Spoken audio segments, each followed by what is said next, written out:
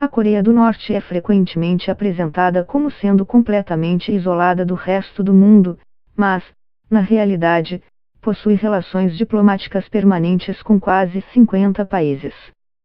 Quais são eles e quão próximos são esses laços?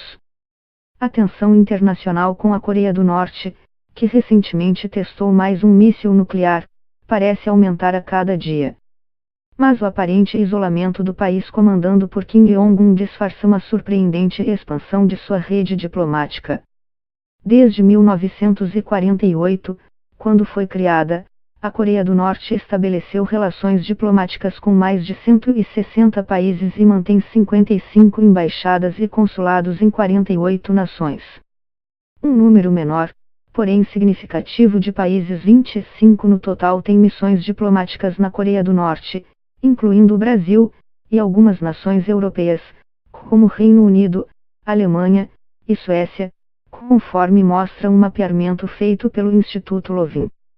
China e Rússia foram os primeiros a estabelecer relações diplomáticas com Pyongyang, após a criação da República Democrática da Coreia. O Brasil possui uma embaixada na capital norte-coreana desde 2009. O diplomata gaúcho Clayton Winkel, de 46 anos, mora lá com a mulher, também servidora pública, em licença, e o filho pequeno há pouco mais de um ano. Ele é o único integrante do corpo diplomático brasileiro no país que se tornou o principal foco de tensão global. Por causa dos recentes testes com mísseis nucleares realizados pelo regime de Kim Jong-un, os Estados Unidos têm pressionado o restante do mundo a romper relações com Pyongyang. A representante norte-americana nas Nações Unidas, Nikki Haley, fez um apelo para que todas as nações cortem todos os laços com a Coreia do Norte. Entre os que atenderão aos pedidos dos EUA estão Espanha, Kuwait, Peru, México, Itália e Myanmar. Todos expulsaram os embaixadores e diplomatas norte-coreanos nos últimos meses. Portugal, Uganda, Singapura, Emirados Árabes e Filipinas suspenderam relações ou adotaram outras medidas de retaliação diplomática. Mas muitas missões da Coreia do Norte ao redor do mundo e aquelas com representação em Pyongyang continuam operando. Não há previsão, por exemplo, de fechamento da embaixada brasileira na capital norte-coreana. Em entrevista à Notícias Brasil em setembro, Clayton Winkel deu alguns detalhes da rotina num dos países mais fechados do mundo. Temos a exata noção da sensibilidade da situação. Não vivemos com medo ou em pânico. Mas não se pode negar que estamos apreensivos, especialmente por causa do atual momento, disse o diplomata brasileiro. Apesar da tensão internacional e da contínua troca de ameaças entre o presidente norte-americano Donald Trump e o norte-coreano Kim Jong-un, alguns países parecem estar reforçando os laços com a Coreia do Norte. Pyongyang vem cooperando com uma série de nações africanas em projetos de construção e mantém com elas negociações sobre energia e agricultura. Por outro lado, só 6 das 35 nações que integram a Organização para a Cooperação e Desenvolvimento Econômico, OCDE, que reúne os países mais desenvolvidos do mundo, mantêm missões na Coreia do Norte. Estados Unidos, Japão, França e Coreia do Sul nunca estabeleceram relações com Pyongyang.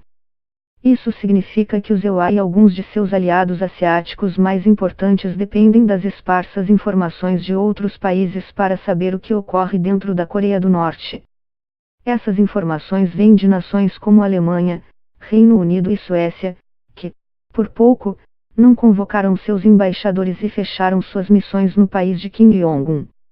A rede de relacionamentos da Coreia do Norte na Ásia, Europa, Oriente Médio e África tem sido crucial para gerar receitas, tanto legais quanto ilícitas, e driblar as contínuas sanções comerciais unilaterais e da Organização das Nações Unidas, ONU.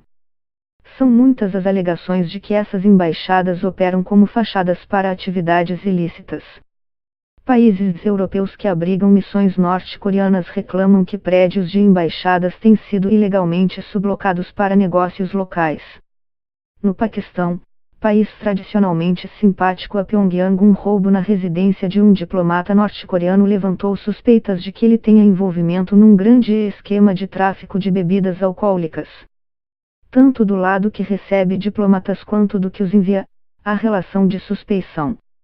Agências de inteligência de cada nação encaram os oficiais do outro país como suspeitos. Os diplomatas são monitorados de perto. A Coreia do Norte submete os próprios oficiais a um intenso escrutínio de contra-inteligência, por temor de que eles desertem. Diante de todas essas barreiras, a pergunta óbvia é: o que a diplomacia pode alcançar? Para países socialistas ou comunistas, como Cuba e Laos, o relacionamento com a Coreia do Norte traz a aparência de um apoio ideológico mútuo. Mas, atualmente, essa relação diplomática fraternal se sustenta mais pelo sentimento comum de anti-americanismo do que por uma ideologia de esquerda, como é o caso, também, dos laços com Síria e Irã. No caso do Brasil, o atual